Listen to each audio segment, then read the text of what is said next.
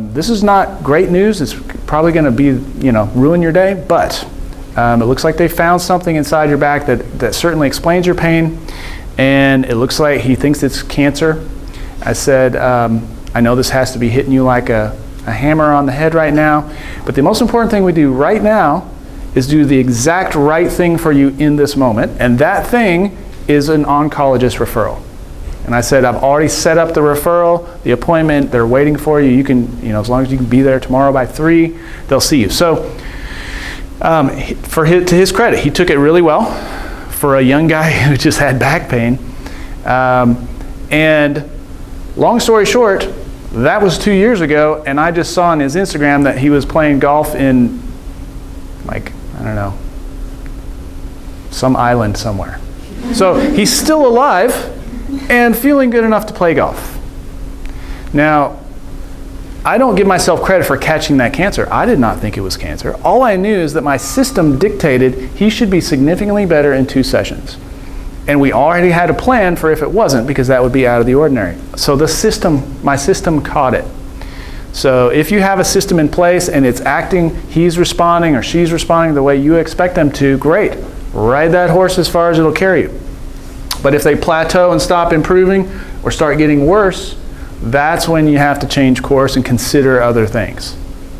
So even though, that kind of thing, especially in this age group, and he had no profile for this thing. He had no risk factors for it. But it's something that happens, and you never know when it's going to walk into your office. Yes? You said the first 5 years before he had seen you, he had gotten an epidural shot? Epidural steroid injection. Did that help with the pain? Is that why he they never thought it'd be cancer? Yes, and of course, we know he didn't have cancer back then because he did have an MRI. Oh, okay. So here you've got a case of 2 completely different problems that can cause the exact same symptoms.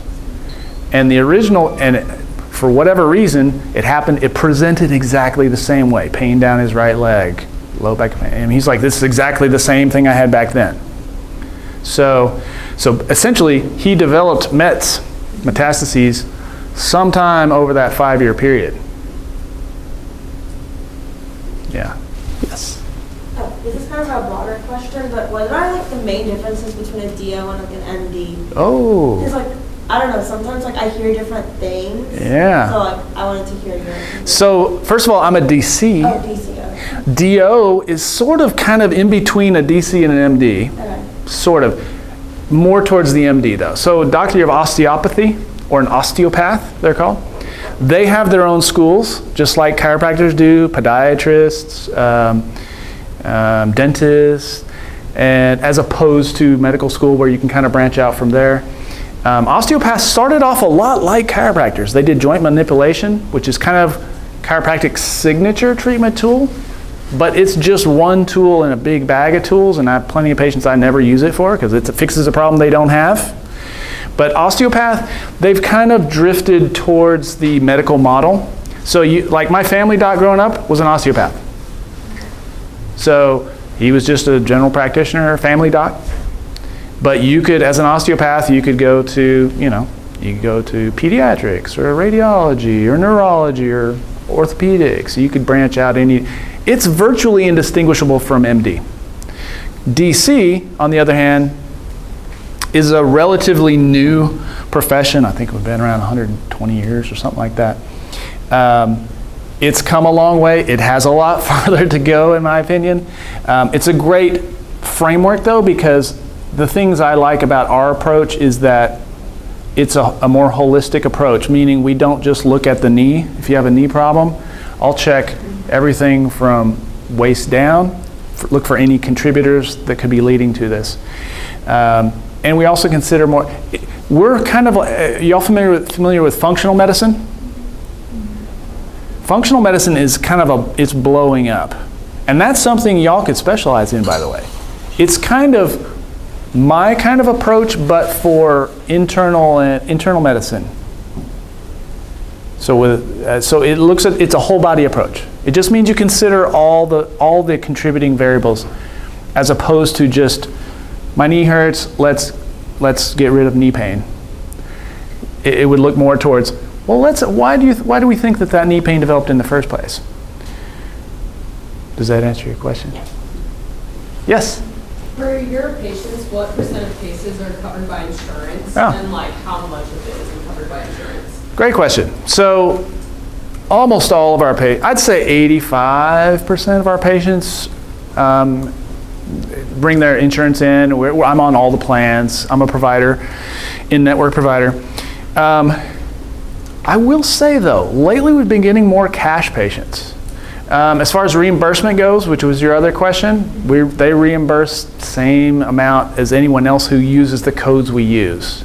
So the way healthcare works under an insurance model in this country, it's fee-for-service model, meaning there's a different code for each procedure I do and y'all do. We all work from the same code book. There's tens of thousands, I think there may be over 100,000 different codes for both diagnosis and evaluation and treatment.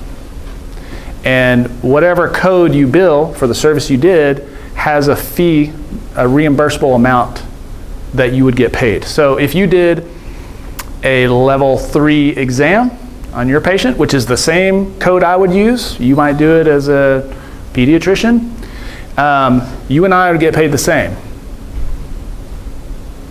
$100 or something like that. And if you used any of these other codes, so reimbursement is, it varies by region. So like in Austin, we get paid more than, say, someone in a small town in Georgia. A smaller town, they reimburse lower rates. I guess because overhead is lower maybe. So it's kind of I think there's cost of living factors that go into what you get paid by the insurance company. Does that answer your question? Yeah. Okay. Yes? Can you talk a little bit more about your transition from a group into your own private practice? Yes. And like the logistics and business side of it? It was terrifying. It was terrifying because even if I was just moving locations by itself, you're going to probably lose some patients just because even though I was only a mile or two away. But it helped a lot that I had these other folks going in with me to kind of knock down the overhead. That helped a lot. And I found Dr. Wasserberger kind of by chance. I'd been putting some ads out, and I think she heard of me through her massage therapist, who I'd actually asked the massage therapist if she wanted to rent a room. Massage therapist said, no, I'm happy with my group. But then Dr. Wasserberger saw her and she said, oh, you should go see him. So the transition, I'll just say, any ideas or tools you have for growing your practice, throw them all at it during that first initial phase, because you have to stay alive long enough to keep the doors open and not like run out of capital. So, but it went seamlessly. It went seamlessly for me, and I didn't go into completely private practice until 8 years ago. Probably. And we've done nothing but grow since then. Nothing but grow. So just as an example, I see 60 to 70 new patients a month, which in our profession is a lot, but we release them so quick that it's good that we see that many because they're only hanging around 2.5, 3 visits is the average treatment plan. But I'd say, yeah, do all your research as much as you can. Talk to people who've already done it. If you have an opportunity to team up with someone who you trust, that makes it so much easier because you know it's not just you. And in general, a group or even a small, like there's two of y'all practicing, or maybe you have, a pediatrician, orthopedist, psychologist, psychiatrist, or something like that. That could be a great group matchup to have too, or some combination. Do you Yes. do all your own paperwork, or do you have like? No. So I chart electronically. Okay. So an EHR, electronic health records. Love it. Been doing it for 8 or 9 years. So much better than paper charting, which we used to do. And from my chart, you're next. I'll get you next. You've been waiting. From my chart, I can send referrals to other docs.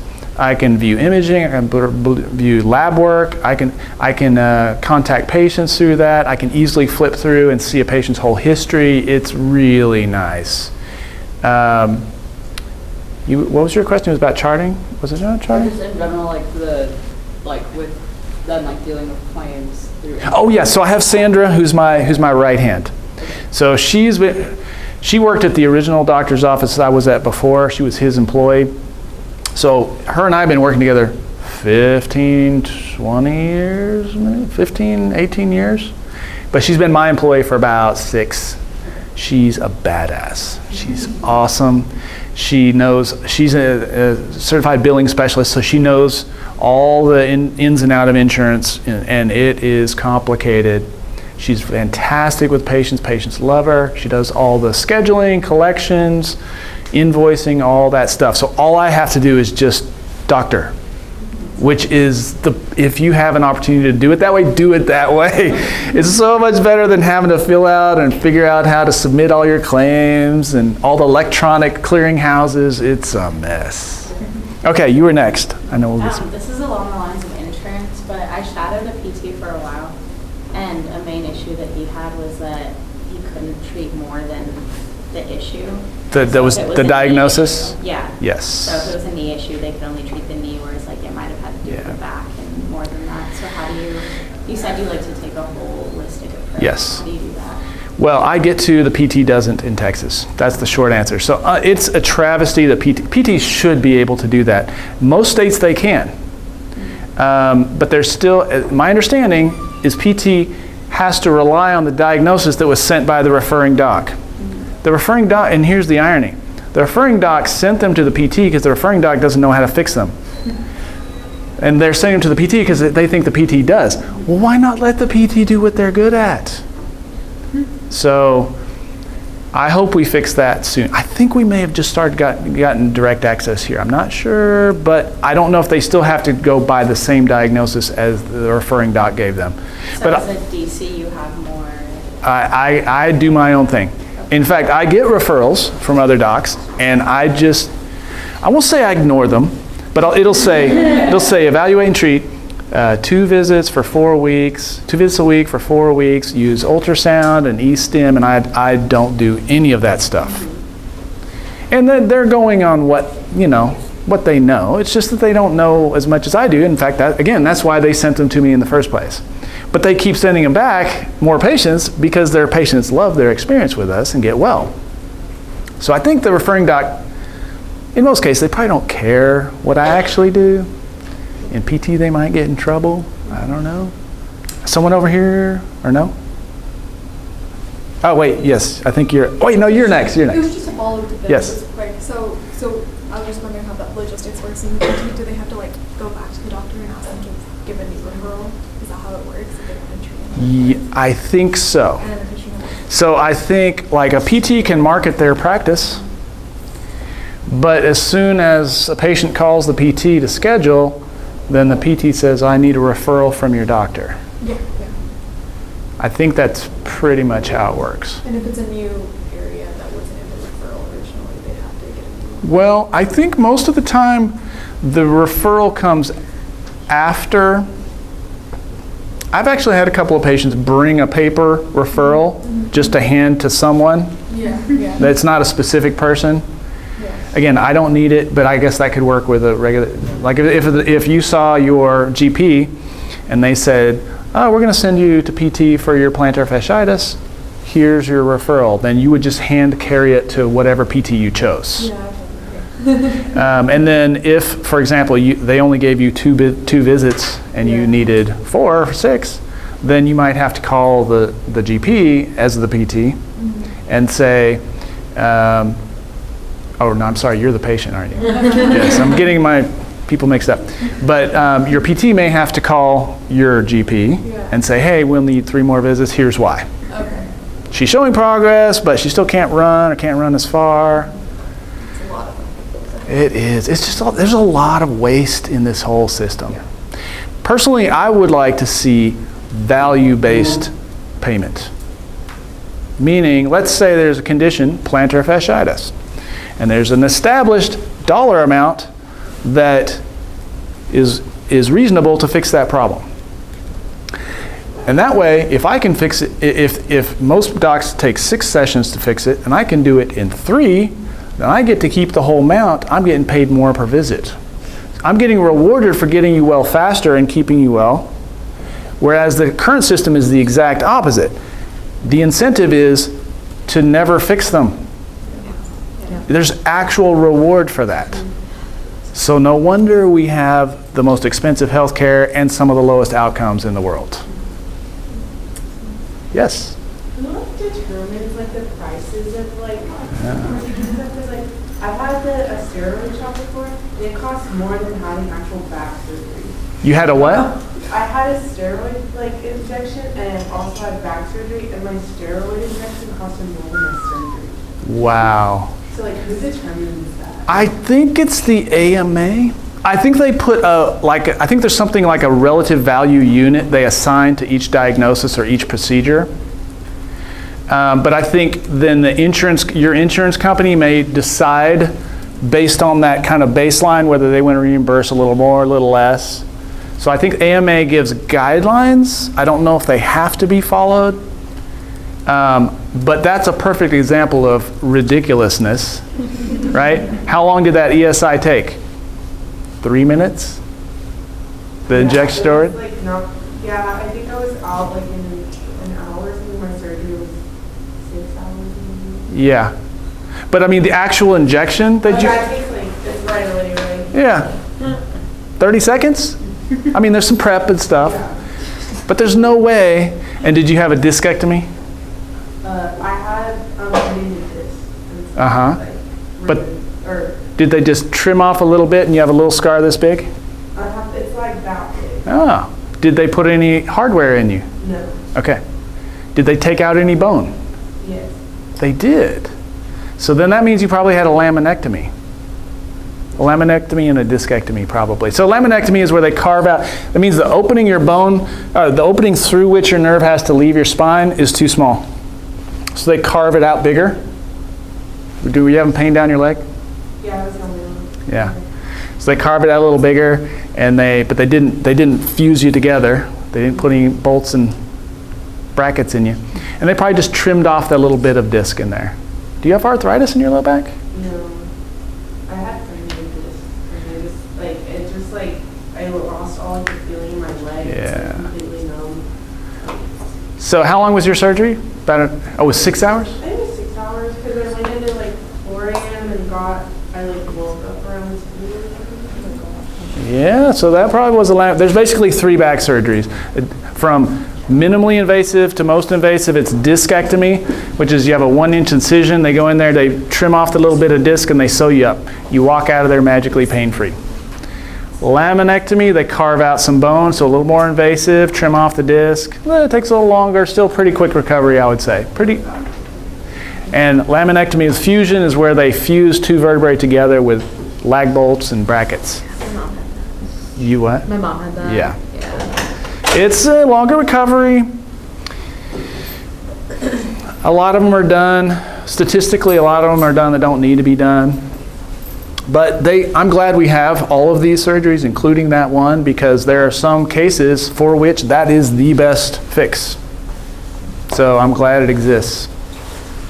But yes, reimbursement is crazy often. So was there some? Oh wait, yes. This is kind of a different question, but I'll watch a lot of chiropractor videos on Facebook. Do you believe in like the chin strap thing? I will never do that. I know. You talking about the guy in Houston? Yeah. Yes. The razzle dazzle or whatever it's called, ring dinger or something. What is it? It's a traction move. So he basically straps them into this table. It looks like something out of a rocket. And then he wraps a towel around their head. Is this the one you're talking about? And like they yank it from the head. And like they're laying down with their head right here, wraps a towel around them and yanks like this. So stretching. So the amount of force I like to use, so spinal manipulation, of which that is kind of a part, is just, it acts like WD-40 for the spine. So cracking your knuckles, or when you stretch and you hear a pop, That's your body adjusting it's adjusting yourself. It's fixing itself. So the only reason anyone needs me to do it is if their body can't for some reason, and then we jumpstart it so it can again. But that is just I've watched those, and it just gives me the heebie-jeebies. It's so much force. And yes, it may work fine for most people, but he doesn't know if there's anything bad going inside them, and what if something failed in there, that's your spine. I think the risk is too high. It looks scary. It does. We'll get you. Bouncing off of that, like, when the body's correcting itself, I notice, like, a lot of people are, like, their knuckles crack a lot more, their back cracks a lot more than, like, the average person. Like, I'm definitely one of those people where every time I stand up, my hips are popping. Yeah. So it's like, like, is that just, like, a genetic and, like how your body's built, or is that like, yo, something's wrong? Like, more likely the first thing. So some people, I just rolled off my foot and it just popped. Hear my knee? Hear my other knee? Right. So that just happens. So here's my rule for pops, crunches, clicks, grinds, any sound you hear from any part. Unless you have severe pain, when you hear the sound, ignore it. Also, if you feel better after you hear the sound, it was good for you. Full stop. So there's zero risk that thing that you always do because it feels good, or you crack. There's zero risk that thing that always feels good is secretly bad for you in some way. Correct. I actually wrote an article on that. So there's not a lot of research, but there's some. So the most interesting one is there was a medical doctor who for 40 years only cracked the knuckles on his left hand, never on his right. And then he MRI'd, X-rayed, they were identical. I know. I don't know. He's got a lot of willpower. Yes.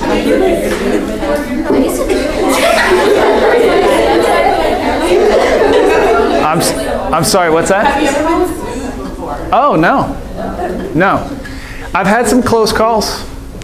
I mean, times I was worried that I had hurt a patient. It happens. You know, just with any profession, there's always risk associated with everything you do. There's risk getting out of bed, and there's, you know. I was worried once that I broke someone's rib doing an adjustment. I ordered x-rays immediately. Rib was fine. He recovered nicely. There's only been maybe one or two over, I've been in practice 20 years. So I don't worry much about, I worry much more about hurting someone than I do about getting sued.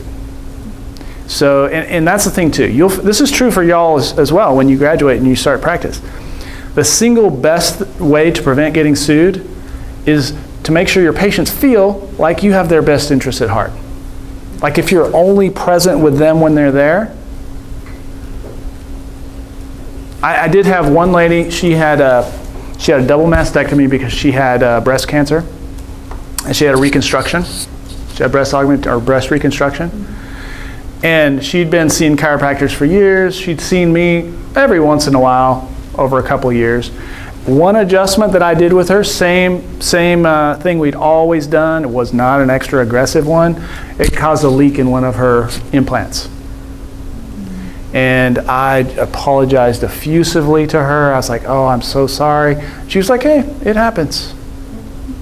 So she was, and I mean, I don't think I would have lost, I mean, my insurance company would have probably settled with her, but there are risks associated with everything. I want to make sure we minimize the risks as much as possible. I didn't do anything that was risky in that case. It's just there's sometimes bad things will happen. But the main thing is learning from those things. So anytime you get a scare, program that in there and say, hey, what do I need to change going forward to reduce the risk and maximize the benefit? Yes? I had two questions. Sure. The first was that I've heard that cracking your neck can give you a stroke. Yeah. Or having somebody else crack it. Yeah. Is that a high risk thing No. that you deal with? In fact, the few recorded cases that were attributed to spinal manipulation, it's called cervical manipulation, they weren't even 100%. Now, did y'all hear about that model Instagram model who got a stroke after getting adjusted? It's been a year or two, I think, ago. So she was pretty famous on Instagram, and I think she was a model of some kind, but she got adjusted. I think she had a stroke. I didn't read the whole story, but and it was all attributed to the fact that she'd been to a chiropractor 2 days prior. So first of all, 2 days prior, that's kind of a ways out from the thing to be a cause. But what didn't come out till later is that since seeing her chiropractor, she had fallen off a ladder and hit her head and knocked herself unconscious. So in that example, it's something that, it looked like her chiropractor did it. It was only 2 days ago, but in fact, there's other things. So things that make that risk high, two things. Things that make the risk higher are if you have, like if they're a smoker, if they're sedentary, unhealthy otherwise, they have lots of plaquing in their vertebrobasal artery, that's the one that usually matters. They're a higher risk. And in patients like that, I may not do cervical manipulation with them. I'll just say, let's use these other tools and see if we can get where we want to go. The second thing is that of the few suspected cases of stroke following spinal manip, it was always this one particular adjustment, which is a rotary move. It's like it's like purely turning the head. I don't use that at all. I use one that has a horrible name. It's called a lateral brake for your neck. Someone was not thinking when they made that name, but it is, strangely, it's way safer. It also happens to be way more comfortable. And it requires very little force.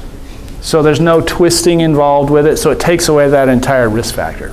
Okay. But I definitely do have patients who I may not do a manipulation on them. One body part, could be low back, mid back, neck. If they've had a fusion, I'm not going to try to manipulate them. Mm-hmm. What am I going to get to move? It's fused. Yeah. Anyone else? Yes? Time for one more question. Oh, okay. I was curious, like being in DC, like what are paths of like doing surgery or incorporating surgery into your practice with that? So no paths. Okay. That's the short answer. We're in the process of getting residencies in place for our profession, which I'm super excited about. In particular, I'm really interested in primary care for musculoskeletal and functional medicine. And we would, of course, come from we don't use pharmacology or surgery, no drugs or surgery. So in the alternative healthcare world, which is where we fall, it means alternative to drugs and surgery. So basically, if there are any fixes for your problem that don't involve drugs or surgery, it's our job to find them. Or discover that they are not there and then refer you along. Having said that, there are subspecialties within chiropractic. So there's chiropractic pediatrics, there's radiology. In fact, some of the radiologists who read my films are DACBARs, which is that's the acronym for a chiropractic radiologist. Chiropractic neurology, chiropractic orthopedics, sports medicine. So you can kind of subspecialize with diplomates or certifications, but it's not a full-on like a fellowship or residency like you guys have. But hopefully that's changing. All right, we out of time? Well, thank you all so much for having me here. I love talking with you. I love anyone who's interested in this stuff, yeah. And I would love to see y'all in clinic sometime. If you ever want to see what a day in the life looks like, come on by. Give us a call. Thank you. Yeah.